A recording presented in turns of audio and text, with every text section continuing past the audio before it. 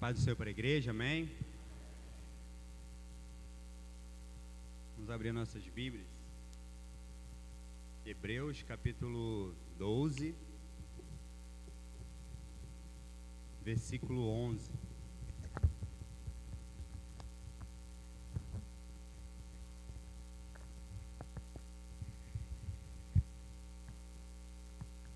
Hebreus capítulo 12, versículo 11.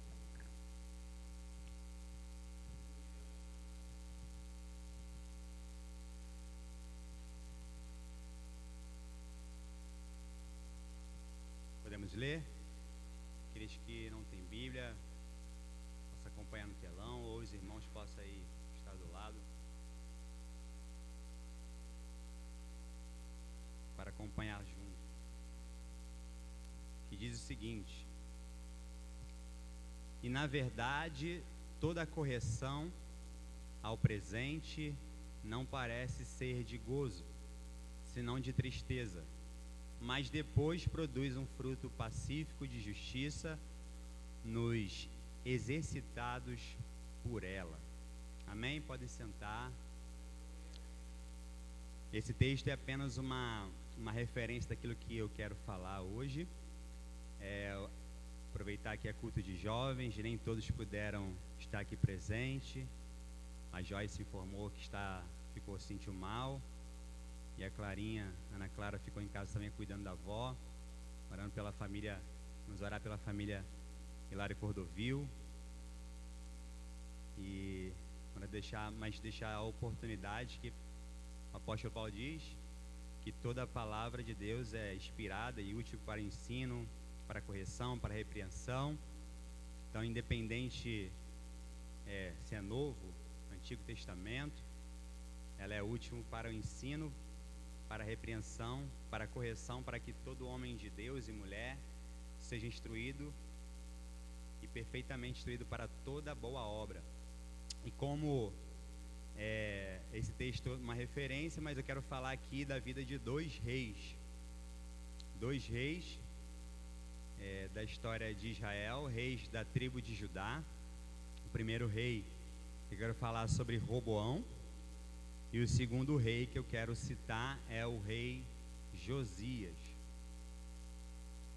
Os irmãos, acho que tem algumas traduções que são até mais fáceis de entender, mas Hebreus capítulo 12, versículo 11, a gente não sabe quem escreveu. Alguns dizem que seria Apolo, mas ele explica bem sobre a nossa atualidade, que às vezes mais relacionado aos filhos, aos jovens que recebem a correção dos seus pais. E no primeiro momento, quando a repreensão é mais ríspida, os jovens aqui podem dizer melhor, ou até aqueles que um dia foram jovens, o que a gente pensa, né? Quando a gente olha para nossos pais: eu não gosto desse pai, eu não gosto dessa mãe. Normalmente era assim, quando a gente recebia uma correção bem mais assertiva, né? E às vezes chacoalhava a criança. E alguns falam até hoje, né? Eu tô doido para chegar aos 18 anos, que eu vou embora de casa. Normalmente é assim exatamente que acontece. Mas a gente chega aos 18 anos, quem ainda não chegou e que pretende fazer isso, não sabe nem o que está falando, porque quando chega aos 18 anos você não tem nem autonomia, nem um emprego digno de você trabalhar, às vezes num lugar que desejaria, nem um salário que possa sustentar a sua casa. Hoje, ainda mais sozinho, da dificuldade que é, imagina quanto que custa um aluguel, quanto que custa um alimento, quanto que custa uma vida de custo, né? Quanto é hoje, né? Quem ganha um salário mínimo, dizem os economistas que são os maiores economistas do mundo. O salariado no Brasil é o mais economista do mundo. Ele consegue se sustentar com um salário mínimo e passar um mês. É óbvio que às vezes passou do dia 20 e fala: não tem mais dinheiro. Mas eu quero trazer aqui uma analogia de Hebreus, capítulo 12, que no princípio da correção, normalmente a gente tende a se afastar dos nossos pais. A gente acha que eles não são dignos de nós. Quem falou grosso comigo? E quem deveria? é melhor o pai repreender dentro de casa do que a polícia ou até mesmo um traficante do lado de fora e te ceifar a sua vida. Então, esse é o intuito aqui de Hebreus capítulo 12, versículo 11. Mas quero começar falando sobre o seguinte: o que é pecado? Alguns irmãos poderiam definir o que é pecado. Pecado é uma transgressão ou uma ofensa contra o Criador. Só que nesse princípio, o pecado só se torna ofensa contra o Criador, contra Deus, quando você entende sobre lei e quando você sabe o que é Deus, quando você crê em Deus, porque é uma ofensa contra Deus. Se não há Deus, por que então ofendê-lo? Então não há pecado. Então a gente entende como pecado a partir do momento que a gente entende que há Deus, tem fé de que existe um Deus e um Criador, né? E sobretudo, quem entende que é pecado aquilo que está fazendo, é porque tem uma sensibilidade espiritual em cada um. Jesus disse o seguinte em João no capítulo 16, do versículo 8, ele disse o seguinte: quando eu for, ele já tinha morrido e ressuscitado, eu vou enviar o Consolador, que é o Espírito Santo. Ele vos convencerá da justiça, do pecado e do juízo. Então aqui, quando alguém vem a pecar, não sei, aqui eu já cometi pecados, e acredito que os irmãos também, porque João disse que aquele que não tem pecado é mentiroso. Então aquele que comete pecado em algum momento da sua vida tem uma sensibilidade, né? Você vai dormir meio pesado, a cabeça está doendo, as costas meio, parece que está levando um peso, uma cruz. Isso é sensibilidade do Espírito Santo. Então a sensibilidade que o Espírito Santo nos dá. E o Senhor nos deu lá quando Adão nasceu, porque ele disse que soprou nas suas narinas o Espírito. A alma é aquilo que segue-se ao juízo, que Jesus falou: olha, não tema o homem, porque o homem pode matar apenas o corpo, mas antes tema a Deus, que pode levar o corpo e a alma para o céu ou para o inferno. E o Espírito é aquilo que o Salomão disse em Eclesiastes, que quando o homem morre, vai para o céu, vai para Deus de onde veio. Então a parte de Deus em nós é o Espírito, né? É aquela sensibilidade que nós temos do pecado. Quando somos atraídos e somos pegos em pecado, normalmente tem aquela sensibilidade. E se você tem essa sensibilidade, agradeça ao Senhor, porque é Ele corrigindo. Porque se você está aqui e acha assim: olha, eu sou o mais pecador, eu também sou o mais pecador de todos os homens. Aqui está o lugar onde o pecador deve vir e sair daqui restaurado pela palavra de Deus. Então, se você tem essa sensibilidade e um dia cometeu pecado, agradeça a Deus: Senhor, obrigado, porque você tem me alertado, porque é melhor morrer hoje sem Deus, em pecado, do que no fim perder a nossa salvação. Quem disse isso? Salomão. Melhor é o fim das coisas do que o início delas. Melhor é morrer com Deus do que viver 40, 50, 60, 90 anos com Deus e morrer perdendo a sua salvação. Então melhor é o fim de todas as coisas do que o princípio delas. E aqui, nessas duas referências, né, nós temos aqui primeiro a vida de Roboão. Quem foi Roboão? Roboão é a má referência para a juventude. Ele começou a reinar com 41 anos de idade e reinou por 17 anos em Judá. E está registrado em 1 Reis, no capítulo 14, versículo 21 ao 24. No seu tempo, Judá fez o que era mal aos olhos do Senhor. Se vocês lerem o livro de Reis, de Crônicas, eles se sincronizam muito. Quem já leu, né, são histórias, as Crônicas dos Reis, e o livro dos Reis conta a história, né, e a Crônicas dá às vezes uma ênfase melhor, né, contextualiza sobre a vida de cada rei, e também está registrado em 2 Crônicas, a partir do capítulo 11, sobre a história de Roboão. ele fez mal o que era aos olhos do Senhor. Por quê? Porque no seu tempo, eles levantaram altares. Ele permitiu que fossem levantadas imagens para a deusa da pornografia e sexualidade chamada Asherá. E também o seu esposo, que era o deus Baal, né? No seu tempo foi-se permitido que cada bosque, cada altar tivessem imagens para que o povo continuasse oferecendo sacrifícios. E se a deusa Azerá era a deusa da pornografia, Baal era o deus que dava as produções, né, os deuses da bênção, as plantações. E muitos homens naquele tempo ofereceram os seus filhos em um fogo para o deus Baal. E por isso que Deus ficou tão irado com Roboão, porque ele permitiu que ainda os altares do seu pai Salomão, um grande rei de Israel, tivesse levantado também altares em Israel. No seu tempo, Salomão era rei de toda a nação. Roboão foi o cara que causou a separação das 12 tribos de Israel. Quando ele pegou o reinado com seus 41 anos, todos os povos foram até ele e falaram assim: Roboão, seja mais doce, sabe, diminui a carga. O problema era a carga tributária, os impostos eram muito altos e Salomão fez isso para o sustento. E muitos não gostaram, não aprovaram. E aí falaram com Roboão. Quando falaram com Roboão, ele simplesmente pediu conselhos aos homens, os homens mais velhos. E falaram assim: Roboão, seja bom rei, diminui a carga.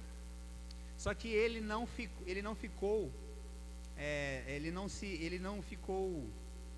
achou que ainda era o suficiente e foi pedir ajuda e conselho aos seus amigos que cresceram com ele. Quando ele pediu os conselhos aos seus amigos, os amigos disseram para ele: seja pior, diga a eles, se seu pai castigou vocês, meu pai castigou vocês com açoites, eu vou castigar vocês com escorpiões, serem muito pior do que meu pai. E ali as 10 tribos se separaram e chamaram Jeroboão, que era um servo de Salomão, para ser o seu rei, e causou uma separação entre os povos. 10 tribos ficaram na região norte e 2 tribos ficaram na região sul. Jeroboão foi um rei que, usado como referência de todos os reis do norte, que a Bíblia cita: e estes foram tão piores, ou como Jeroboão. Os altares permaneceram, eles continuaram oferecendo sacrifício, foram ruins como Jeroboão, filho de Nabate. Ele então foi o autor da separação. É alguém que começou o seu reinado com muita experiência e pouca sabedoria. Pense em alguém que começa um reinado, um exercício, seja prefeito, seja deputado, seja pastor, com 41 anos. 41 anos é o suficiente para a gente entender que é uma idade que passou da idade adulta. É uma idade que você é bem resolvido. É quando alguém te oferece alguma coisa para te levar a um vício, você, 41 anos, se você não se viciou, você fala: isso eu não quero mais. Passou dos 30 anos, você fala: isso eu não caio mais. Para você perceber o quanto ele era muito experiente com pouca sabedoria. 41 anos já era muito para ele tomar decisões muito melhores para o povo. Então ele foi alguém que começou com muita experiência e pouca sabedoria. Ele podia ter tomado boas atitudes, mas decidiu escolher o lucro do que a paz. O povo clamava por clemência. Quando foi pedir conselho sobre a petição do povo com os seus conselheiros, preferiu seguir os conselhos dos amigos. Ele fez com que 10 tribos escolhessem Jeroboão para governá-los, causando um impacto em tudo que Davi e seu avô tinham construído. E Josias é a boa referência. Quem foi Josias? Filho de Amon, traído, que foi seu pai Amon foi traído e morto pelos seus oficiais. E fez ele começar o seu reinado com 8 anos. 8 anos de idade, Josias começou a reinar. E reinou por 31 anos, e a Bíblia diz que ele fez o que era reto aos olhos do Senhor. Em 2 Crônicas, capítulo 34, a partir do versículo 1, nós leremos sobre a história de Josias. No versículo 1, nós vemos que ele começou com 8 anos, ou seja, com 8 anos, ele não podia governar sozinho, ele tinha conselheiros com ele, que davam as suas instruções. Logo, percebemos que Josias, com pouca idade, preferiu, diferentemente de Roboão, seguir os bons conselhos. No versículo 3, diz que aos 16 anos ele começou a buscar ao Senhor. Quem com 16 anos, normalmente na sua adolescência, tem muitas distrações, tantas distrações que às vezes a gente pouco se importa com as coisas de Deus. Adolescente, normalmente, com seus 16 anos, é 880, ou ler muito, quer muito, ou nada quer, prefere a preguiça, prefere as séries, não sabe conciliar. Então, o problema da atualidade é que as distrações desviou o caminho dos nossos adolescentes, dos nossos jovens, dos adultos, que a gente vai entender por pesquisas de que de a cada 5 cristãos, apenas um lê a Bíblia. De 5 cristãos, um lê a Bíblia. E aí a gente percebe o quanto a igreja que desanimou e o porquê desanimou. Por que a igreja desanimou? Por que a igreja está parando? Porque ela deixou a palavra de Deus. E a Bíblia é o único, uma vez um judeu falou, a Bíblia é o único livro que a gente não pode ler, porque ler a gente esquece. Logo é aquilo que Davi nos ensinou: medito na sua palavra dia e noite. E meditar faz que a gente tenha lembranças, a gente guarde em nossos corações. E muito melhor quando a gente medita e quando a gente pratica e a gente ensina, a gente guarda em nossos corações.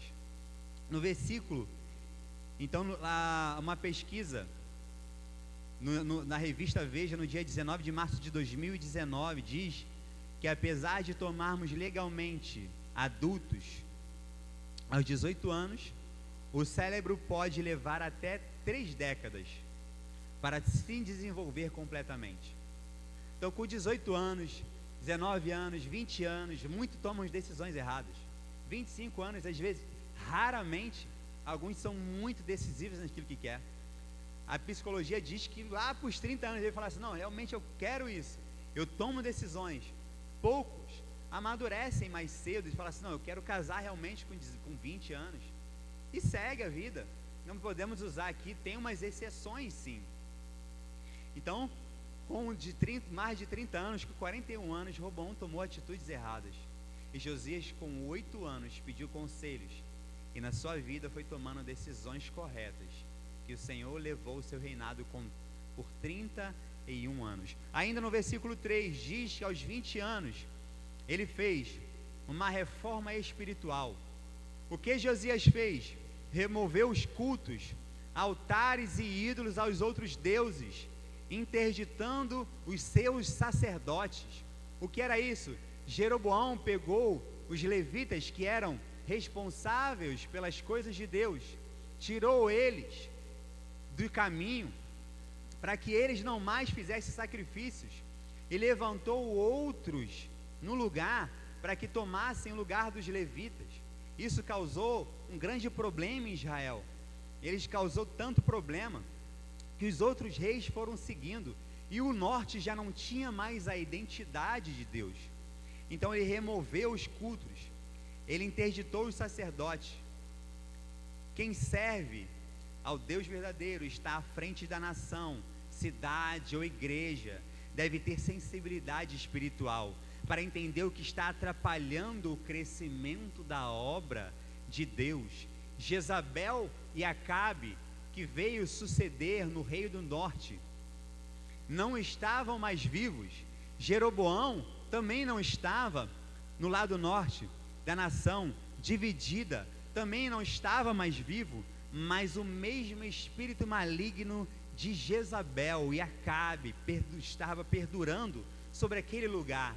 E quando o espírito maligno que está no nosso meio, devemos ter a sensibilidade, a percepção espiritual. Já percebeu? Às vezes o culto não anda, o louvor não é bom, a pregação não é boa, está tudo ruim, o pessoal parece que está morto, está dormindo, e às vezes o espírito está atuando no nosso meio, e às vezes a gente não tem essa percepção que o espírito maligno de Jezabel, de Acabe, sobre as nossas vidas, tão é maligno que Apocalipse, o último livro da Bíblia, vai citar que é um espírito que atua no meio da igreja para frear o povo de Deus. Por quê? Porque Satanás percebeu que matando crente, o povo mais crescia. Quando Estevão foi morto, a igreja cresceu. Quando a igreja mais pisoteada pelo Império Romano, mais ela desenvolveu. Mas quando Satanás percebeu que colocar espírito maligno no meio da igreja para impedir que os louvores sejam melhores, que a pregação, e às vezes cegando o nosso ministério e a igreja, a gente não tem a percepção que devemos orar, jejuar, interceder para que esse espírito maligno saia do nosso meio em nome de Jesus. Por quê? Porque não são pessoas que estão às vezes do nosso lado, porque muitas vezes a gente quer apartar. Não é isso, Grace? A gente estava conversando outro dia, às vezes a gente quer apartar, não, esse aí não tem a mesma visão espiritual que a gente tem. É um espírito maligno que está atuando no meio da igreja, e a gente precisa agir como povo de Deus, joelho no chão, jejum, porque Jesus falou, alguns espíritos só sairão com jejum e oração. O que significa isso? Quando chegar em demônio, a gente fala assim, não, agora a gente vai jejuar. Não, é estar jejuando, orando, oferecendo a Deus a nossa intercessão, leitura da palavra, conhecimento e, sobretudo, fugir da aparência do mal e das más atitudes. Sabe por quê? Porque lá no livro de Atos, Paulo vai ser citado por homens judeus que tentaram expulsar demônios de um homem que estava endemoniado. E ele falou assim, o demônio, quem é Jesus eu conheço, porque ele dizia, sai em nome de Jesus, o demônio não saía, sai em nome de Paulo, aí o demônio disse, Jesus eu conheço, Paulo também, você, quem é você? E espancou aquele homem. Sabe por quê? Porque não era conhecido no mundo espiritual. Nós devemos ser atuantes para que o mundo espiritual nos conheça, neste tempo, onde muitos querem ser conhecidos pelo cartaz, muitos querem muitas publicações no Instagram, muitos seguidores. Nós devemos ser conhecidos no mundo espiritual, para que naquele grande dia podemos ser citados e também bem-vindos, quando Jesus dirá, vindo bem-vindos de meu Pai, possui herança, aquele que foi desde a fundação do mundo preparado o céu para o seu povo. Então o espírito de Jezabel, espírito malignos de James e Jabres, e tantos aqueles que impediram o crescimento da obra de Deus, espírito nicolaítas, sabe o que era isso? Os nicolaítas é aqueles que dizem do nada a ver, quando a igreja, às vezes tem alguém com pornografias e tantas outras coisas, a gente diz, você é livre, você pode todas as coisas. Os nicolaítas, obras dos nicolaítas, que dizem que tem nada a ver, naquele grande dia você pode não entrar no céu, porque disse que não tem nada a ver. Seguir a Deus com verdade, fidelidade, sinceridade e comunhão com a igreja. Josias, então, é a boa influência. É a boa influência. E sabe quais são as atitudes de Josias que nos leva à reflexão? Quando o evangelho está em perigo, exige uma ação mais ríspida. Talvez você esteja vendo em situações onde o pastor às vezes não deu para alguns um bom testemunho quando tomou algumas atitudes para que a igreja pudesse continuar a fluir. E às vezes a gente julga algumas situações que a gente não estava lá, não viu, não percebeu, não sabe o que é, só disse, filmaram, é o perigo hoje das filmagens, né? Cortam os trechos para também ir afrontar a igreja de Deus, porque o nosso ministério e a igreja precisa tomar ações ríspidas quando o evangelho, a verdade está em jogo.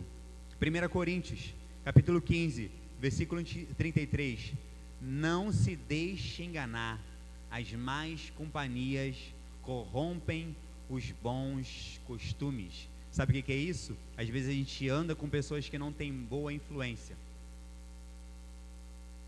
não tem bons conselhos, e às vezes a gente segue porque não tem poder de decisões sobre nós. Vocês, jovens, adolescentes, têm poder de decisões sobre a vida de vocês. Outro dia meu filho, com 9 anos de idade, falou assim, eu não vou torcer mais pro Botafogo não, pai. Aí eu falei assim, eu torço pro Vasco, as pessoas me zoam, não tem problema não, não tem problema, não é? Não, às vezes quer levar como referência o amigo da escola, e aí o perigo que entra, porque se é facilmente influenciado para algumas coisas pequenas, para as grandes, como é que a gente vai tomar decisões? Quando alguém falar, faça isso, não faz. Por quê? Porque eu sou crente. Mas se eu falar que eu sou crente, vão rir da minha cara. É isso aí. Porque Jesus falou assim, se vocês se envergonharem do meu nome, eu naquele dia também me envergonharei do nome de vós. Olha aí o perigo. Muito melhor é a vergonha do que perder a nossa salvação. A nossa salvação está em jogo, e quando ela está em jogo, não tem vergonha certa. Pode rir da minha cara, pode rir. Eu chamei meu filho para conversar, claro que eu chamei. Perdeu a aula, eu falei assim, não, você vai ficar aqui, a gente vai conversar, pai. Que negócio é esse aí, que história é essa?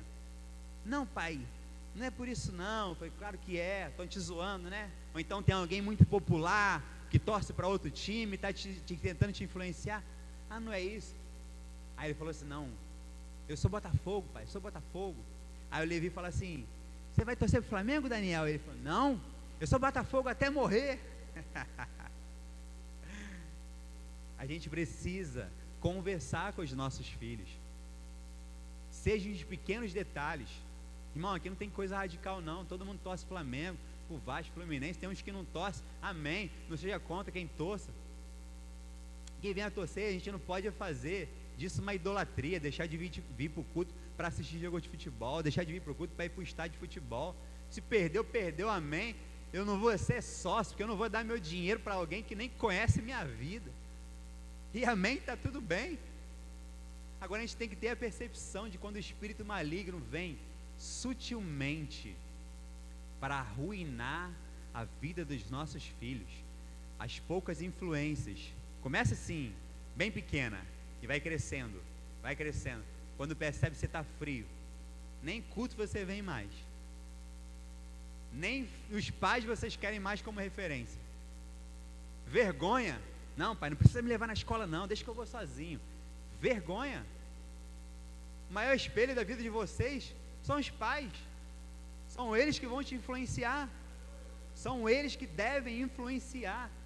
Tenham pais essa percepção, principalmente quem tem filho mais novo, tenham o cuidado, conversem com seus filhos, porque eles vão receber muitas influências neste mundo. Tenham essa percepção. A partir do versículo 8, aos 26 anos, Josias iniciou uma reforma no templo. O templo já estava velho, caindo aos pedaços, o templo de Salomão. O que ele fez? Juntou o povo, juntou dinheiro, falou, vamos fazer uma reforma. A partir do versículo 8, 6 anos mais tarde, no 18º ano do seu reinado, Josias iniciou uma série de reparos no templo de Jerusalém. Quando ele iniciou essa série de reparos, nesta obra, o livro da lei de Moisés foi encontrado dentro do templo. A gente percebe o livro da lei de Moisés foi encontrado dentro do templo. O que fizeram com o livro? O que os reis estavam fazendo com o livro da lei? Josias, quando ouviu o livro da lei, falou assim: lê para mim. Leram para ele, o escrivão. Ele rasgou as suas vestes em sinal de arrependimento. Ele está ouvindo a lei de Deus. Em sinal de arrependimento, ele anunciou todos que deviam entrar em jejum, deviam se arrepender de tudo que Deus tinha falado. E o livro estava perdido dentro do templo do Senhor. Josias então entendeu onde estava a ruína do reino, onde estava a ruína da má gestão de Judá.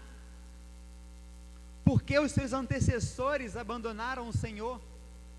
Por quê? Porque em Deuteronômio 17, livro da lei de Moisés, 17, a partir do versículo 15, bota aí para mim, por favor, no telão.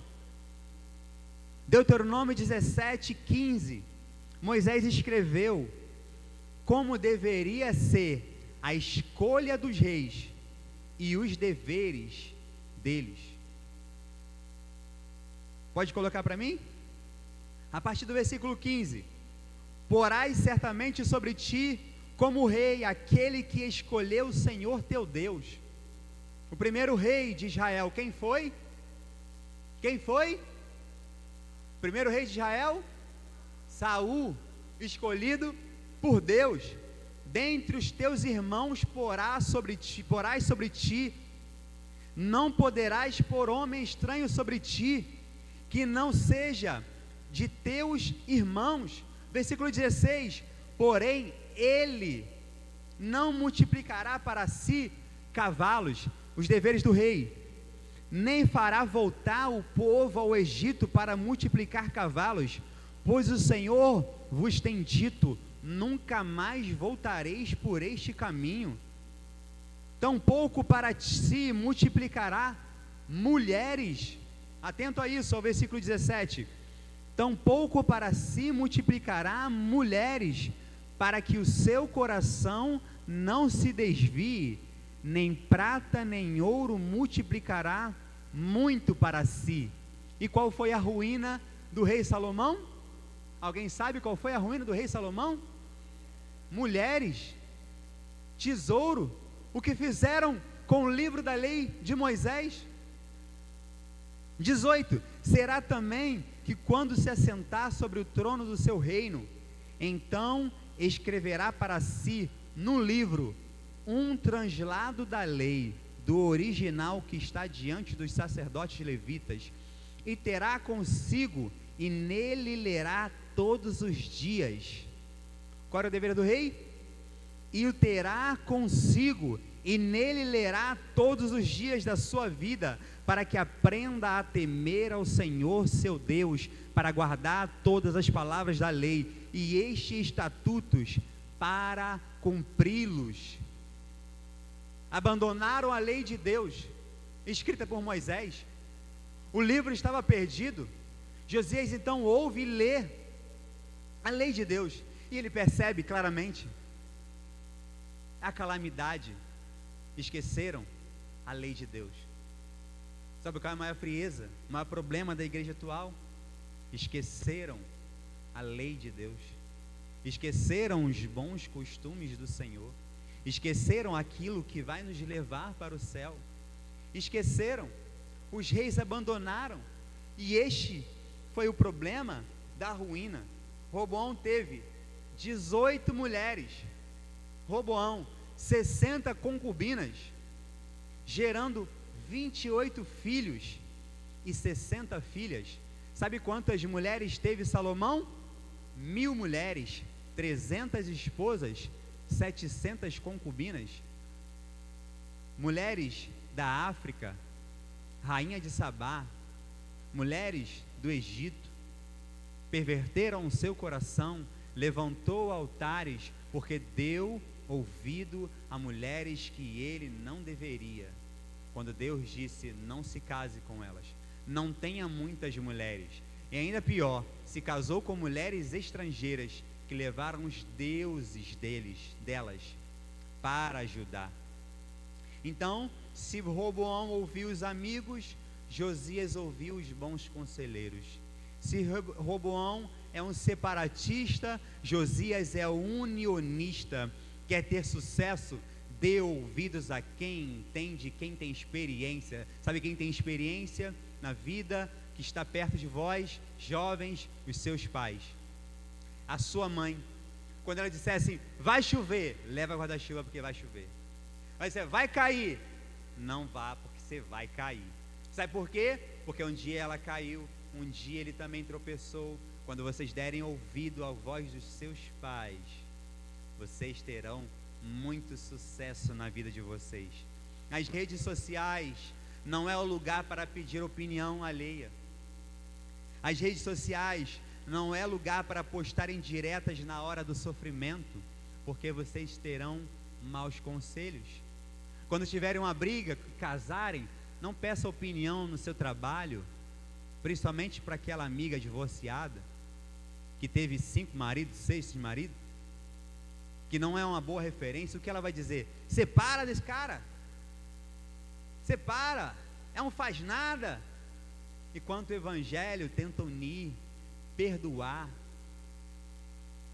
unificar, o mundo quer separar.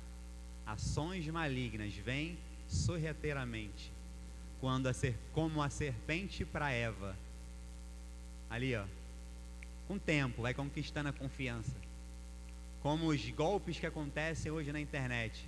Eu vi uma coisa chamada pirâmide financeira. O cara fala assim, dá 1.000 que eu te dou 2, aí você dá 1.000, ele te dá 2, agora você me dá 2.000 que eu te dou 10, quando você dá 2.000 ele some,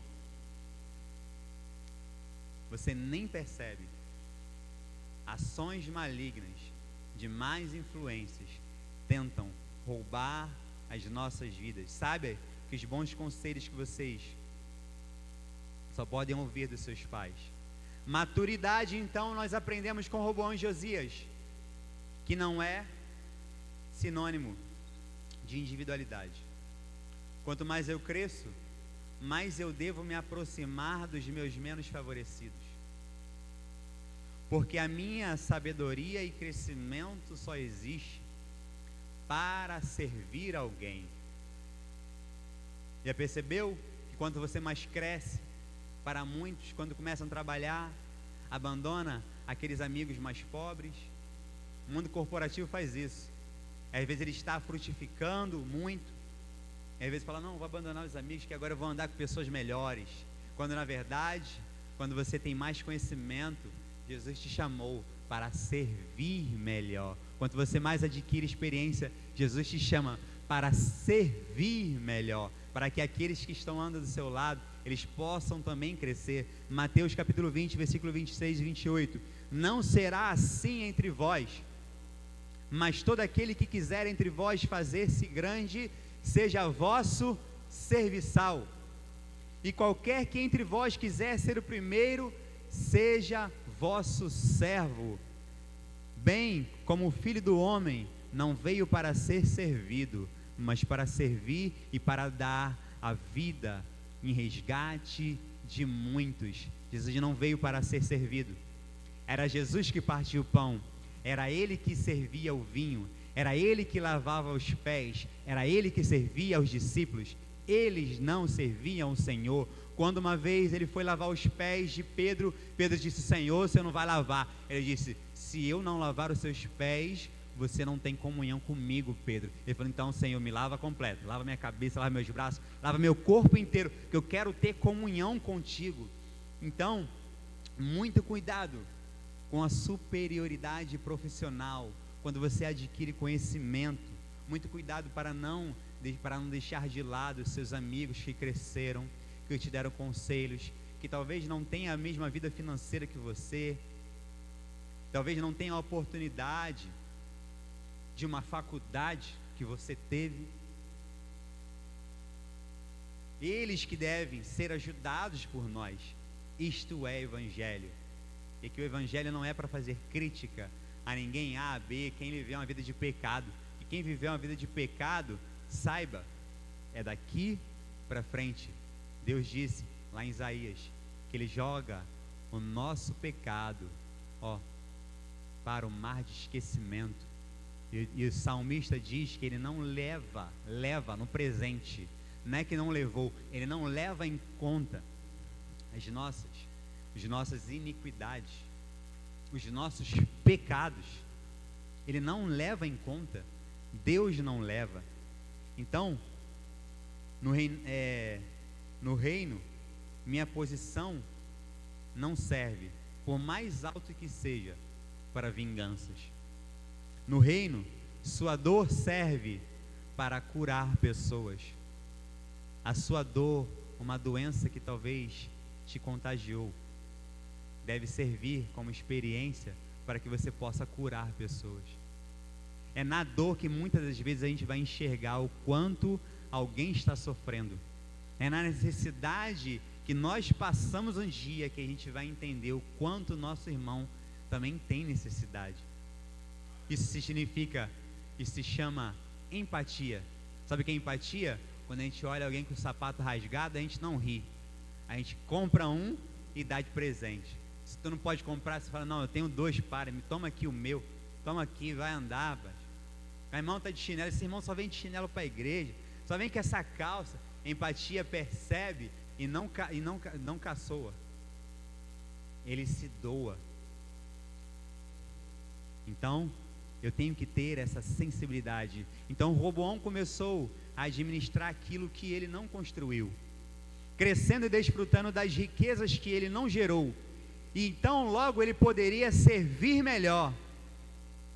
Porque nós também um dia, lá, jogado no lamaçal do pecado, destituídos estávamos da glória de Deus, disse Paulo em Romanos, e Ele nos reconciliou com o Pai, Ele nos aproximou, e agora não temos mais espírito de escravidão, mas de filho, e o Espírito Santo testifica que nós somos filhos e não escravos, para que a gente não volte ao Senhor, fazendo uma petição a Deus, como se nós fôssemos escravos. Senhor, não, Ele é Pai.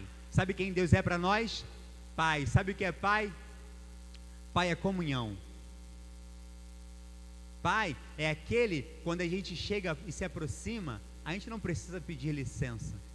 A gente não precisa pedir licença para se sentar na mesa com o Pai. A gente não pode criar uma confusão do Pai terreno, que talvez tenha sido muito cruel e muito severo, com o nosso Pai celestial. Porque o nosso Pai celestial não nos abandona. É Ele que se aproximou para que hoje pudéssemos um dia ter a sua palavra revelada. E Ele também não se aproximou, Ele também se revelou. Por onde se revelou? Pela sua palavra. Mas aonde? Pela natureza. Nós enxergamos Deus em todas as coisas. Então, jovens, vocês não sabem o sacrifício que seus pais passam ou passaram para não permitir que vocês sofram. Quem é que quer ver filho sofrer? Filhos, se vocês estão vestidos, estão se alimentando, sejam gratos. Pais, levaram mantimento para casa, não fizemos mais do que as nossas obrigações. Nós não devemos nos sentir como pais melhores porque levamos o sustento. Que alguns fazem a confusão. Eu levo comida para dentro de casa, eu dou tudo de comer, de vestir, mas não ama, mas não dá carinho, mas não é um bom. E como posso achar que o suficiente é alimentar, vestir? Fazemos mais do que a nossa obrigação como pais. Não pense que aos 18 anos vocês vão servir de favorecimento. E do contrário, quando passar dos 18 anos, sabe o que vai acontecer? Vai aumentar o enfado. Quanto maior a ciência, maior é o enfado, disse Salomão. Não ousem, quando tiverem um emprego, se acharem donos do mundo. Levem compras para dentro de casa, compre roupa para os seus pais e presenteiem eles. Presenteiem seus pais. Este é o princípio da honra, o que diz Êxodo 20:12. Primeiro mandamento com promessa. Honra os seus pais para que prolongue os seus dias na face da terra. Viver muito é honrar seus pais. Efésios capítulo 6, versículo 20. Filhos, obedeçam seus pais no Senhor, pois isso é justo. Sabe quantos de vocês não sabiam tomar banho, filhos? Jovens aqui, adolescentes. Sabe quando vocês não sabiam tomar banho? Seus pais, nós estávamos lá para dar banho em vocês. Quando vocês ainda usavam fralda, nós estávamos lá trocando as suas fraldinhas. Quando vocês não tinham nem coordenação motora, e aí tinha que comer com a mão para não cair, às vezes o pai fala assim: deixa que ele está aprendendo a comer com colher. Aí suja a mesa, suja o chão, suja tudo. Fala: deixa. Nós estávamos lá. Sejam gratos, se sujeitam aos vossos pais, para que vocês sejam honrados em tudo. Sigam os bons conselhos e honrem aqueles que estão sustentando a vida de vocês. E pais, entendam isso. Fazemos o bem, não porque somos melhores, mas também porque fomos alcançados e que não éramos merecedores, mas o Senhor derramou a sua graça, e por graça, que é um favor imerecido, que fomos alcançados. Um dia nós estamos logo hoje aqui para testemunhar sobre quem Ele é para as nossas vidas. Deus os abençoe. Quero agradecer a oportunidade da vida de mais uma oportunidade de pregar a palavra de Deus.